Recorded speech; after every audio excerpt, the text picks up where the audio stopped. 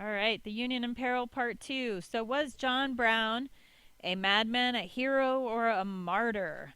Well, that's for you to decide, but there's no denying that he played a huge role in the march towards the Civil War, and he was really sort of emblematic or a symbol of this fight and how heated it could get at times.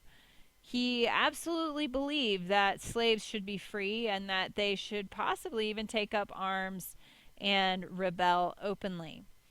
So he was seen as being radical and violent at times. He tried to start a slave uprising in Virginia in 1859 at the town of Harper's Ferry, which is now in,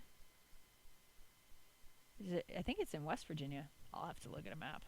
Anywho, he led a small band of followers to the federal arsenal at Harper's Ferry. It's a big building full of weapons.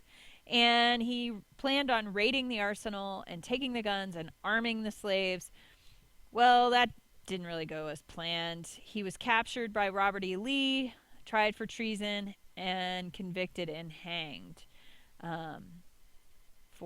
Let's go back and look at that for a second, for his part in that. And I believe some of his sons were actually in trouble at that point too and were involved. And he was really believed that he was going to be judged by God. He was a pretty radical Christian and that slavery was immoral. Along comes the election of 1860 and the war is really looming now and the nation is falling apart. So the Democratic Party can't unite around one candidate. At their national convention, they divide their votes between Southern Democrats and Northern Democrats. And they choose Stephen Douglas to represent the Northern, more willing to compromise Democratic Party, and John Breckinridge of Kentucky is chosen to represent the more Southern, diehard slaveholding states. The Republican nomination is given to Abraham Lincoln, and he's nominated despite the fact that Southern states threatened to secede if he was actually elected president. And because the Democrats split their vote, and you can see that here, you also had a fourth candidate, John Bell, who ran as part of the Constitutional Union Party. And I believe he's a former Democrat too. So you kind of had three Democrats running against Abraham Lincoln. Abraham Lincoln did not win a majority. If you look at that pie chart, he only won 39.9% of the vote. But because Democrats split their vote, he really did win the election, because all you need is a plurality, not a majority. A plurality being the most votes. So Abraham Lincoln is elected the 16th president of the United States, beating out John Bell, John Breckinridge, Stephen Douglas. Ding, ding, ding, Abraham Lincoln becomes president. There's one last-ditch effort by Senator Crittenden to keep the southern states in the Union. He was a member of the Know Nothing Party. He really thought that he could pull it all together with this Crittenden Compromise. And it included several acts of Congress and I think 4 constitutional amendments that primarily would have opposed territorial expansion of the United States. Like, we're not going to add any more territory, and we're not going to, hold on a second, gotta love when I get interrupted. Anyway, now I'm interrupted again, and there's Miss Rogers. So, all right, I'm going to get through this, I swear. So the Crittenden Compromise also opposed any more territorial expansion of the United States. Crittenden didn't want to see the U.S. expand anymore. But if you look at the map, it really didn't have much further to go anyway. So his compromise did not pass. And as a result of that, we get secession. The Union dissolves. It's triggered by the election of Lincoln. The South threatened to secede if Lincoln was elected, and in December of 1860, after the Electoral College voted for Abraham Lincoln, South Carolina is the first state to secede from the Union, and quickly several other states follow on its heels.